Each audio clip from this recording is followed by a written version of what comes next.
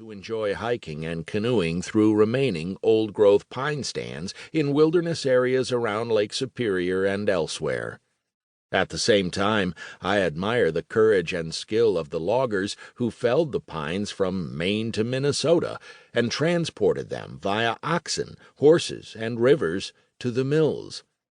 And I obviously have fond remembrances of the look, feel, and smell of the paneling and furniture my father made from the beautiful white pine lumber milled from trees not unlike those that grow in this stand. Such conflicting thoughts, whether to preserve or harvest, to enjoy the landscape or a product, are not unique to me personally. These conflicting thoughts underpin the challenges of making environmental policies that both conserve the beauty of our landscape and guide sustainable harvest of natural resources to support ourselves. White pine is a model species to help guide our thinking about these problems. Throughout this book, we'll trace how white pine helped shape American environmental thought, from both Native American and colonial perspectives before and during the American Revolution, through the era of clear-cutting to attempts to illuminate the details of its complex natural history, and finally to historic and current efforts to preserve and restore it.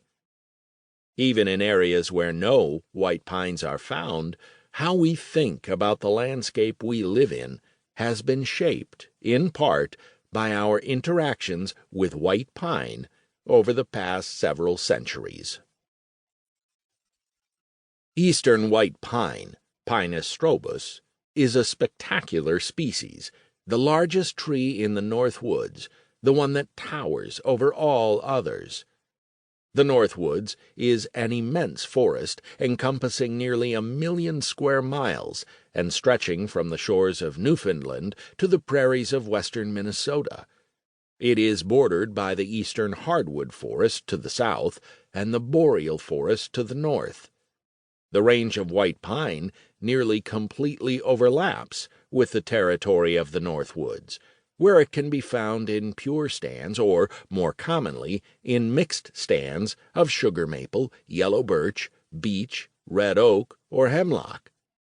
White pines over 40 inches in diameter and 150 feet tall were not uncommon in forests from Maine to Minnesota before the logging era.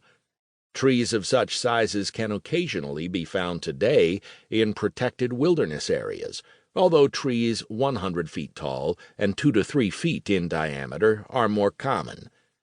Under optimal conditions and without crown fires, white pine can live to be 300 years old or greater. By virtue of its abundance, large size, and long lifespan, white pine dominates the North Woods and underpins its stability and resilience to fire and storms. Along with hemlock and sugar maple, white pine is what ecologists call a foundation species of the North Woods. Foundation species are widespread plants of large sizes that exert considerable control over the transfers of energy and nutrients throughout the food web. They also structure food webs by providing physical habitat for animals, plants, and fungi, and control the microclimate that, in turn, modifies the metabolic rates of animals and plants that coexist with them. A foundation species comprises many individual plants that interact with the food web around them in different ways at different stages of their life cycles. Outside of the North Woods, Douglas fir, redwood, saguaro cactus, big bluestem, and kelp are examples of foundation species in their own ecosystems.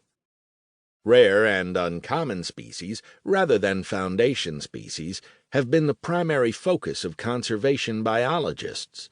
Because foundation species are abundant, we often take them for granted and are not usually concerned about their conservation. A rare species, however, doesn't have the biomass to control and sustain a food web the way a foundation species can, and there are usually only 1 or 2 foundation species at the base.